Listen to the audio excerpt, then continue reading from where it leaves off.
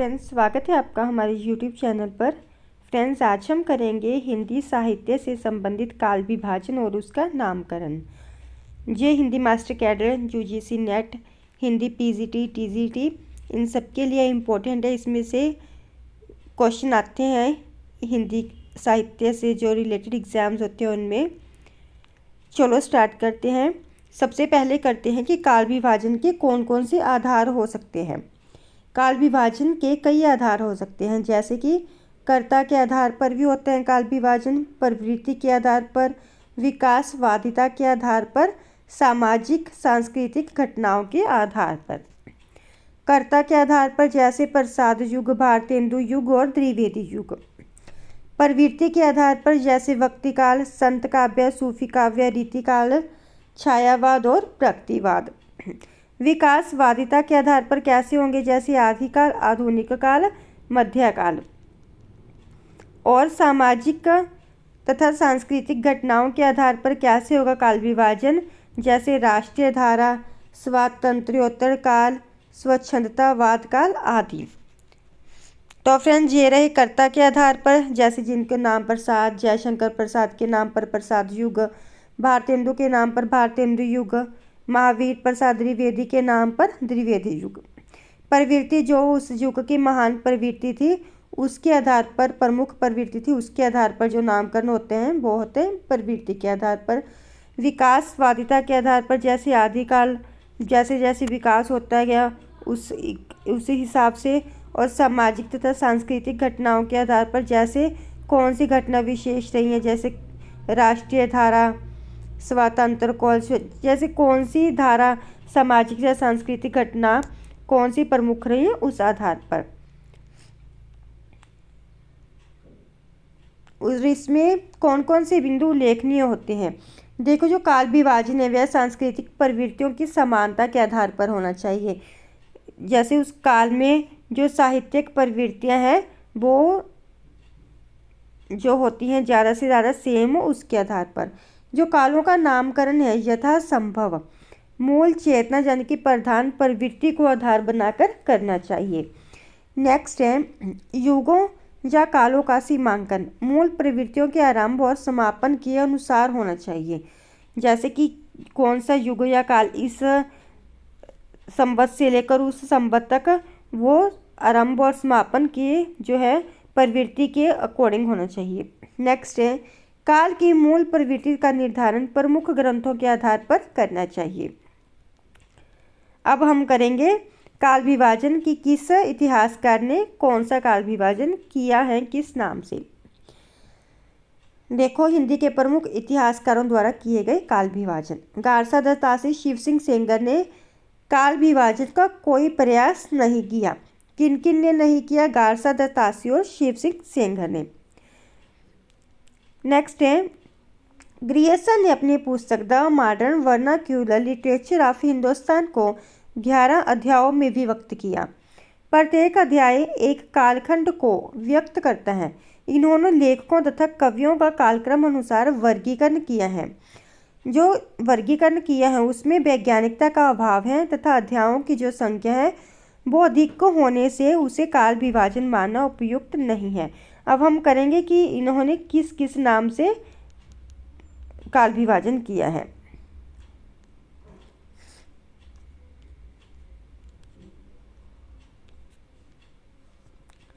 Grierson का काल विभाजन, जैसे इन्होंने चारण काल 700 से 1300 ईस्वी तक को क्या कहा है, चारण काल। जायसी की प्रेम कविता, मुगल दरबार, रीति काव्य, 18वीं शताब्दी, महारानी विक्टोरिया के शासन में हिंदुस्तान, 15वीं शताब्दी का धार्मिक पुनर्जागरण, ब्रज का कृष्ण संप्रदाय, तुलसीदास के अन्य प्रवृत्ति, कंपनी के शासन में हिंदुस्तान और विविध अज्ञात कवि। इन 11 भागों में इन्होंने अपना काल विभाजन किया है। इस प्रकार जो जॉर्ज ग्रियर्सन का ने साहित्य इतिहास के काल विभाजन का आरंभ किया, किंतु उनके द्वारा किया गया यह विभाजन वैज्ञानिक नहीं है, क्योंकि चारण काल के तुरंत बाद वे 15वीं शताब्दी में पहुंच जाते हैं और 14वीं शताब्दी का उल्लेख ही नहीं करते। कालों का नामकरण भी सर्वत्र किसी एक आधार पर नहीं है। तो अब करेंगे नेक्स्ट है मिश्र बंधुओं का काल विभाजन। मिश्र बंधुओं ने अपनी पुस्तक मिश्र बंधु विनोद जो कि 1913 में काल विभाजन का नया प्रयास किया, जो ग्रियर्सन के काल विभाजन से ज़्यादा विकसित है। उनके द्वारा किया गया काल विभाजन इस प्रकार है। देखते हैं किस किस में किया है। देखो मिश्र बंधुओं ने मिश्र बंधु विनोद में जो काल विभाजन किया है वो कैसे है। सबसे पहले आरंभिक काल। आरंभिक काल को उन्होंने दो भागों में बांटा है, पूर्वारंभिक काल और उत्तरारंभिक काल। पूर्वारंभिक काल है जो 700 से लेकर 1343 विक्रमी तक, और उत्तरारंभिक काल है जो 1344 से 1444 विक्रमी तक है। फिर नेक्स्ट है माध्यमिक काल। माध्यमिक काल को इन्होंने फिर पूर्व माध्यमिक काल और प्रौढ़ माध्यमिक काल में विभक्त किया है। जो पूर्व माध्यमिक काल है उसका काल जो समय लिया है इन्होंने 1445 से 1560 विक्रमी, और प्रौढ़ का लिया है 1561 से 1680 विक्रमी। नेक्स्ट है अलंकृत काल। अलंकृत काल को इन्होंने फिर से पुण्य दो भागों में विभक्त किया है, पूर्व अलंकृत काल और उत्तर अलंकृत काल। जो पूर्व अलंकृत काल है वो 1681 से 1790 विक्रमी, और उत्तर अलंकृत काल है 1791 से 1899 विक्रमी। नेक्स्ट है फोर्थ नंबर पर परिवर्तन काल। परिवर्तन काल को इन्होंने 1890 से 1925 विक्रमी, और वर्तमान काल 1526 विक्रमी से अब तक। जो मिश्र बंधु इन्होंने कितने भागों में काल विभाजन किया? 5 भागों में। कौन कौन से? आरंभिक काल, माध्यमिक काल, अलंकृत काल, परिवर्तन काल और वर्तमान काल।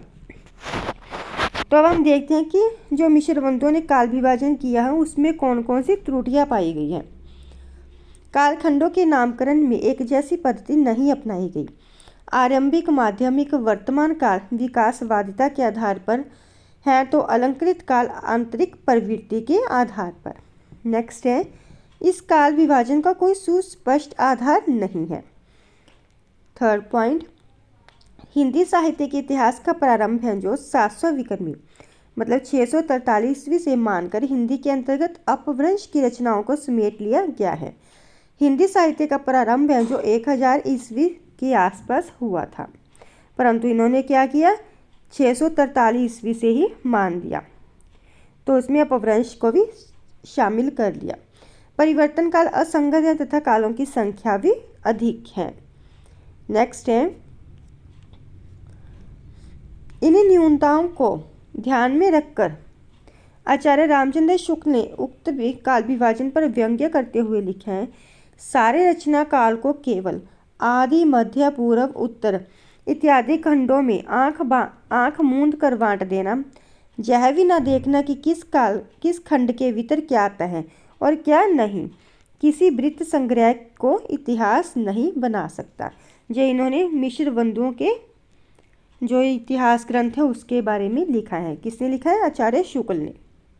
तो फ्रेंड्स ये भी कई बार आ जाते हैं, जैसे पंक्ति दे दी जाती है, कोई जैसे ये वाक्य दे दिया कि ये वाक्य किसने कहा है, शुक्ल ने कहा है, किसके बारे में कहा है, मिश्र बंधुओं के ग्रंथ मिश्र बंधु विनोद के बारे में कहा है। नेक्स्ट है आचार्य रामचंद्र शुक्ल का काल विभाजन करेंगे अब हम। आचार्य शुक्ल ने हिंदी साहित्य के इतिहास जो कि 1929 ईस्वी में प्रकाशित हुआ था में निम्न काल विभाजन किया। इन्होंने पहले वीरगाथा काल जो कि संवत 1050 से 1375 ईस्वी महाराज भोज से लेकर माना है। नेक्स्ट है भक्ति काल संवत 1375 से 1700 विक्रमी, रीतिकाल और गद्यकाल। रीतिकाल 1700 से 1900 विक्रमी और गद्यकाल है संवत 1900 से 1984 विक्रमी। फ्रेंड्स ये आपको याद करने पड़ेंगे कि कौन सा काल कब से कब तक है। वस्तुतः शुक्ल जी ने अपने हिंदी साहित्य के इतिहास में दोहरा नामकरण करते हुए इसका प्रारूप निम्न प्रकार दिया है। इस तरह भी प्रश्न आ सकते हैं कि किसने दोहरे नामकरण की रीति चलाई, तो किसने किया, आचार्य शुक्ल ने। दोहरा नामकरण जैसे आदिकाल को इन्होंने वीरगाथा काल को आदिकाल, भक्ति काल को देखो पूर्व मध्यकाल, रीति काल को उत्तर मध्यकाल और गद्य काल को आधुनिक काल। और इस तरह भी प्रश्न आ जाते हैं कि पूर्व मध्यकाल को किस नाम से जाना जाता है, भक्ति काल, उत्तर मध्यकाल को रीति काल के नाम से, और इसके जो सन है, जो संवत है, वो सेम ही है। आपको दोनों नाम याद करने पड़ेंगे। स्पष्ट है कि लोग जिसे आदिकाल कहते हैं, शुक्ल जी ने उस काल में वीरता की प्रवृत्ति को प्रधान मानकर उसका नाम वीरगाथा काल रखना चाहते हैं। इसी प्रकार पूर्व मध्यकाल को भक्ति काल, उत्तर मध्यकाल को रीति काल तथा आधुनिक काल को वे गद्य काल कहे जाने के पक्ष में है। उनके अनुसार वीरगाथा काल में वीरता की, भक्ति काल में भक्ति की, रीति काल में रीति तत्व निरूपण की और आधुनिक काल में गद्य की प्रधानता है। इसलिए प्रधान प्रवृत्ति के आधार पर ही इन कालखंडों का नामकरण करना उचित है। जो शुक्ल जी के काल विभाजन की पद्धतियां हैं, वो उसके कितने आधार हैं, 2 प्रधान प्रवृत्ति और ग्रंथों की प्रसिद्धि के आधार पर उन्होंने विभाजन किया है।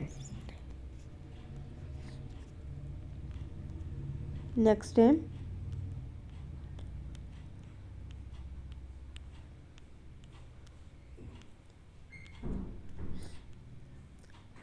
देखो, शुक्ल जी के काल विभाजन में सर्वाधिक जो आपत्ति है विद्वानों को वीरगाथा काल नाम पर है। इस काल की अधिकांश सामग्री आधारहीन एवं अप्रामाणिक है वीरगाथा काल की, अतः उसके आधार पर प्रधान प्रवृत्ति का निर्धारण नहीं हो सकता। कुछ आलोचकों ने इस नाम को अनुचित बताकर इसे आदिकाल कहना ही उपयुक्त माना है। एक प्रवृत्ति को प्रधानता देकर शेष को गौण मान लेने का दृष्टिकोण भी कुछ लोगों के मत से आकांक्षी है, तो इतिहास की अधूरी एवं एक पक्षीय व्याख्या करते हैं, इसे वैज्ञानिक नहीं कह सकते। फिर भी यह कहना उचित है कि शुक्ल जी का जो काल विभाजन पद्धति का आधार तर्क संगत एवं पुष्ट है। उनका काल विभाजन सरल एवं सुस्पष्ट है। मोस्टली ना जो बस अकेले आदिकाल को लेकर ही थोड़ा सा विवाद है, बाकी सबको ज्यों का त्यों ही माना है लोगों, मतलब कि लेखकों ने। नेक्स्ट है रामकुमार वर्मा का काल विभाजन। डॉक्टर रामकुमार वर्मा ने अपने इतिहास ग्रंथ हिंदी साहित्य का आलोचनात्मक इतिहास, जो कि 1938 ईस्वी में प्रकाशित हुआ था, क्या क्या काल विभाजन किए हैं देखते हैं। फर्स्ट है संधि काल। संधि काल कब से कब तक है, 750 से 1000 विक्रमी। फिर चारण काल, भक्ति काल, रीति काल और आधुनिक काल। कितने भागों में बांटा है, 5 भागों में। संधि काल 750 से 1000 विक्रमी, चारण काल 1000 से 1375, भक्ति काल 1375 विक्रमी से 1700 विक्रमी और रीति काल 1700 से लेकर 1900, आधुनिक काल 1900 से अब तक। संधि काल में उन्होंने अपभ्रंश की रचनाएं समाविष्ट की हैं। चारण काल और शुक्ल जी के वीरगाथा काल में कोई मौलिक अंतर नहीं है। वीर गाथाओं के रचयिता क्या कहे जाते हैं, चारण। जो वीर कथाओं के रचयिता होते हैं उन्हें कहते हैं चारण। शुक्ल जी के नामकरण रचना की प्रवृत्ति के आधार पर किए, जबकि डॉक्टर वर्मा ने रचनाकार के आधार पर किया है नामकरण। नेक्स्ट है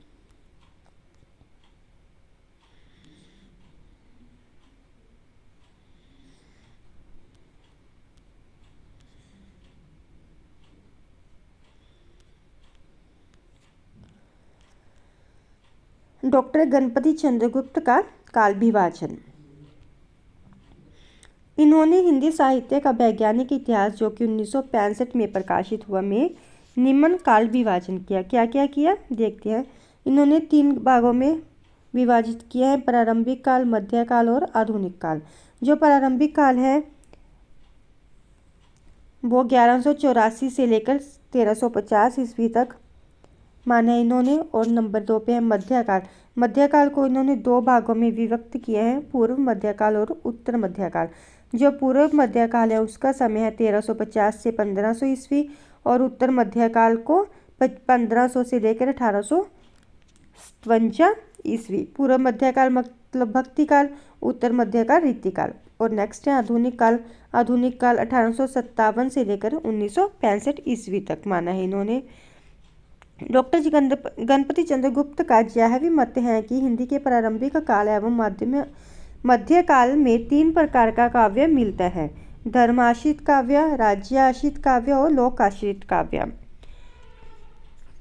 विभिन्न कालखंडों में विकसित काव्य परंपराओं का विवरण डॉक्टर गुप्त ने इस प्रकार दिया है।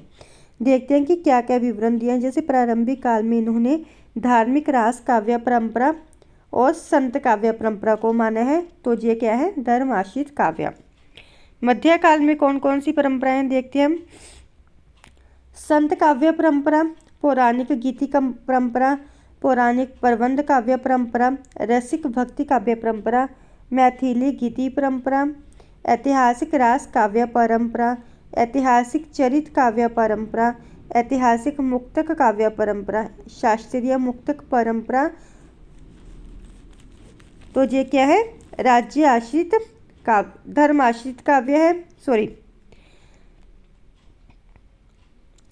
संत काव्य परंपरा, पौराणिक गीति काव्य परंपरा, पौराणिक प्रबंध काव्य परंपरा और रसिक भक्ति काव्य परंपरा, ये है धर्म आश्रित काव्य। नेक्स्ट है राज्य आश्रित। राज्य आश्रित में क्या क्या है? मैथिली गीति परंपरा, ऐतिहासिक रास काव्य परंपरा, ऐतिहासिक चरित काव्य परंपरा, ऐतिहासिक मुक्तक काव्य परंपरा, ये है शास्त्रीय मुक्तक परंपरा। ये सब है राज्य आश्रित काव्य में।